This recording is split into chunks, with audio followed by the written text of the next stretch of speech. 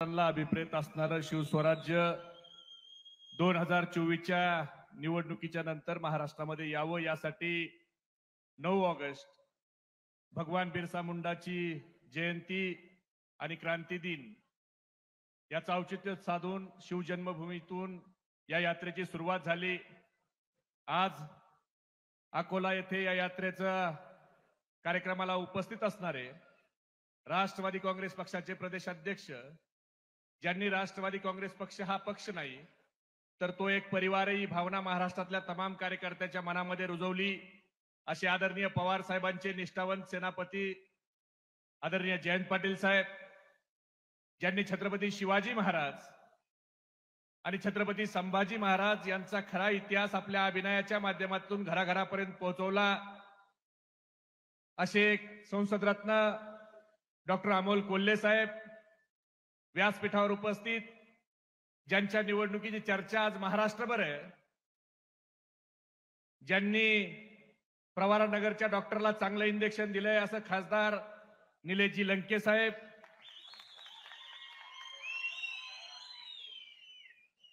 व्यासपीठावर उपस्थित फाळके तात्या,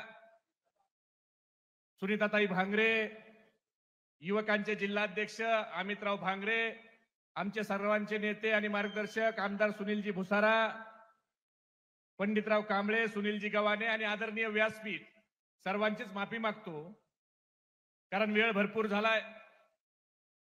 पण अमोल दादा, या मतदारसंघात 2019 ला देखील गद्दारी झाली आणि अशीच परिस्थिती 2019 ला पक्षाची होती। त्यावेळेला जयंत पाटील साहेब प्रांताध्यक्ष झाले, तेव्हापासून पक्ष हा सारखा अडचणीतच असतो, पण प्रांताध्यक्ष म्हणून ते त्या ठिकाणी एक निष्ठेनं पवार साहेबांच्या सोबत आहेत आणि पक्ष सांभाळण्याचं काम ते उत्तमपणे करतायत।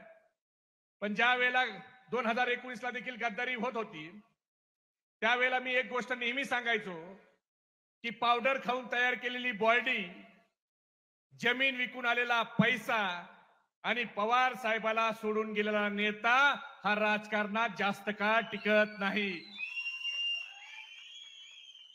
आणि अकोलेकरांनी 2019 ला ज्या वेळेला गद्दारी झाली, त्यावेळेला अकोलेकरांनी एक निष्ठेचा किरण म्हणून डॉक्टर किरण लहामटेकडे पाहिलं, पण आपण सगळ्यांनी ज्यांना निष्ठेचा आशेचा किरण म्हणून पाहिलं, तो गद्दारीचा आणि धोकेबाजीचा किरण निघाला।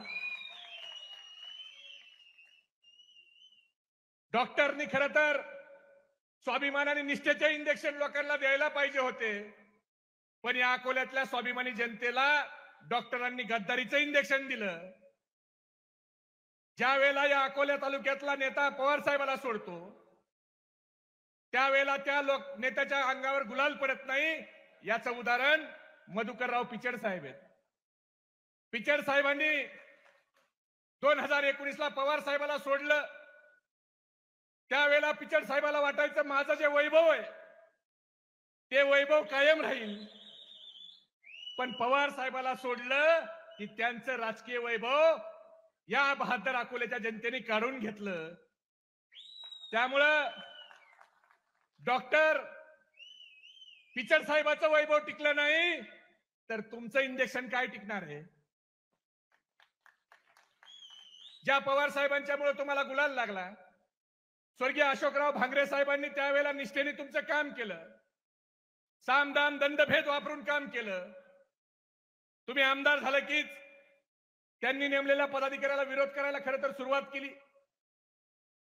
हे सगळं पक्षाने त्या ठिकाणी खपून घेतलं, पण ज्या वेळेला अडचणीचा काळ होता, शरद पवार साहेबाला हरवण्यासाठी दिल्लीवाले वाट बघून होते, शरद पवार साहेबांचं घर फोडत होते, त्यावेळेला डॉक्टर किरण लहामटेंनी पवार साहेबांसोबत निष्ठेने उभा राहावं ही अपेक्षा फाळके तात्या आमच्यासारख्या अनेक कार्यकर्त्यांची होती।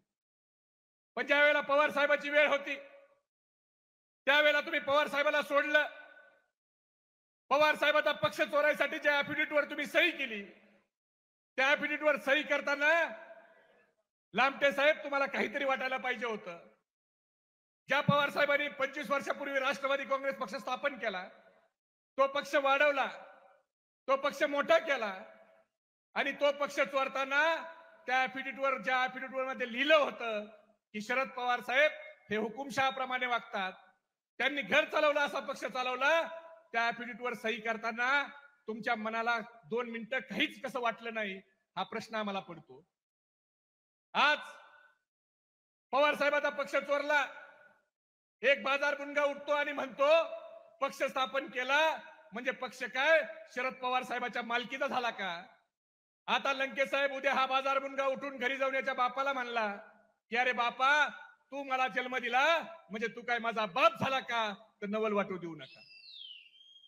कारण आता ही सगळी बाप बदलणारी टोळी तयार झाली.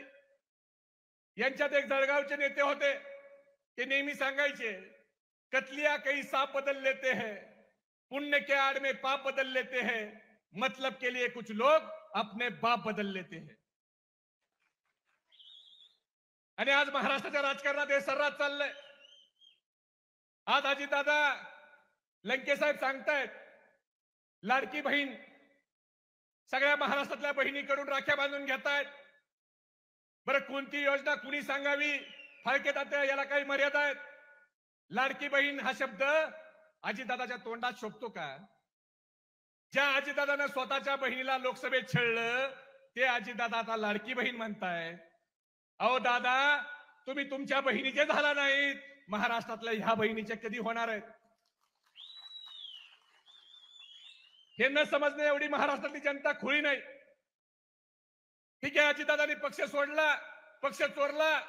अजितदादा पक्षातून का गेले हे सगळ्यांना माहित होतं. तुम्ही पक्षातून गेला आमचं काही म्हणणं नाही, पण पक्ष सोडल्याच्या नंतर तुम्ही शरद पवार साहेबांचा पक्ष त्या ठिकाणी चोरून घेतला. तुम्ही शरद पवार साहेबांच्या शेवटच्या निवडणुकीची वाट बघितली. अहो दादा, आपल्या महाराष्ट्राची संस्कृती आहे. आपल्या वडिलाचं छत्र 100 वर्ष जरी आपल्या डोक्यावर असलं तरी आपल्याला ते अजून 10 वर्ष असावं, ही महाराष्ट्राची संस्कृती आहे. पण तुम्ही भारतीय जनता पार्टीच्या विकृतीत गेला आणि तुम्ही शरद पवार साहेबांच्या शेवटच्या निवडणुकीची वाट बघितली. आणि आता आज हे लोक लाडकी बहीण म्हणणार, आज आम्ही विकासासाठी गेलो म्हणणार. अरे लोकांनी तुम्हाला निष्ठा आणि स्वाभिमानासाठी मतं दिले होते. माझ्या अगोदर सुनील गव्हाणेंनी जे सांगितलं की किती प्रकल्प हे गुजरातला घेऊन गेलेत, मी त्याचा परत उल्लेख करणार नाही. गुजरातला ह्यांनी सोन्याची लंका करावी, पण मागच्या 2 वर्षात 17 प्रकल्प आपले महाराष्ट्रातले ह्यांनी गुजरातला नेले. त्या माध्यमातून 5,37,000 कुटुंबाच्या घरी जी चूल पेटणार होती त्या चुलीमध्ये पाणी ओतण्याचं पाप ह्या लोकांनी केलंय. अरे मग सगळे प्रकल्प जर तुम्ही गुजरातला नेणार असाल तर मतदान मागायला देखील तुम्ही गुजरातला जा, महाराष्ट्रामध्ये मत मागायचा तुम्हाला नैतिक अधिकार नाही. लोकसभेमध्ये ह्यांनी मराठा ओबीसी वाद लावायचा प्रयत्न केला, त्यामध्ये ह्यांना यश आलं नाही. आता ह्यांनी हिंदू मुस्लिम वाद लावायची सुरुवात केली. नाशिकमध्ये एक रामगिरी महाराज नावाचे महाराज मोहम्मद पैगंबरांच्या बद्दल बोलतात. खरं तर साधू संतांची शिकवण आहे, सर्वधर्म समभावाची शिकवण ही वारकरी संप्रदायाची शिकवण आहे. पण असे काही महाराज बोलतात, त्यावर मुख्यमंत्री जाऊन सांगतात की या महाराजांच्या केसाला कुणी हा धक्का लावणार नाही. म्हणजे तुम्ही प्रोत्साहन देताय हिंदू मुस्लिम वाद होण्यासाठी. एक भारतीय जनता पार्टीचा आमदार लंके साहेब सगळा मोजला तो 4 आणे 1.5 फुटाचा आहे, पण तो 1.5 फुटा देखील मुस्लिम समाजाच्या बद्दल वाईट बोलतो. अरे बाबा, तू महागाईवर बोल, तू बेरोजगारीवर बोल, पण हा महागाईवर बोलत नाही, बेरोजगारीवर बोलत नाही. हा हिंदू मुस्लिम वाद कसा होईल याच्यावर बोलतो.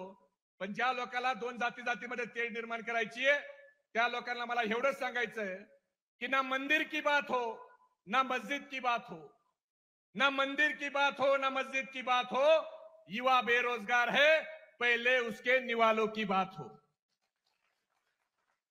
मेरे नींद को दिक्कत ना भजन से है ना अजान से है, मेरे नींद को दिक्कत ना भजन से है ना अजान से है, मेरे नींद को दिक्कत मरते हुए जवान और खुदकुशी करते किसान से है. आज शेतकरी आत्महत्या करतोय, जवान मरतोय, त्याच्याकडे या सरकारचं लक्ष नाही. या सरकारचं लक्ष हे पक्ष फोडण्याच्याकडे, पक्ष चोरण्याकडे. आज आपल्या सगळ्याची उपस्थिती जर पाहिली तर आज सगळे डॉक्टर हे प्रवरा नगरच्या डॉक्टर सारखे गोळ्या खाऊन झोपल्याशिवाय राहणार नाही. कारण आज काय कोणत्याही डॉक्टरला झोप लागणार नाही. आपण सगळ्यांनी ही भूमी, हे क्रांतिकारी राघोजी भांगरे जी ही ऐतिहासिक भूमी आहे, या भूमीला गद्दारी ही कधी माफ त्या ठिकाणी माफ करत नाही ही भूमी ह्या गद्दारीला.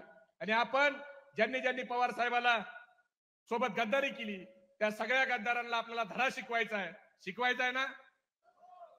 तुतारी वाजवायची आणि गद्दारी गाडायची आहे. गाडायची का नाही गद्दारी?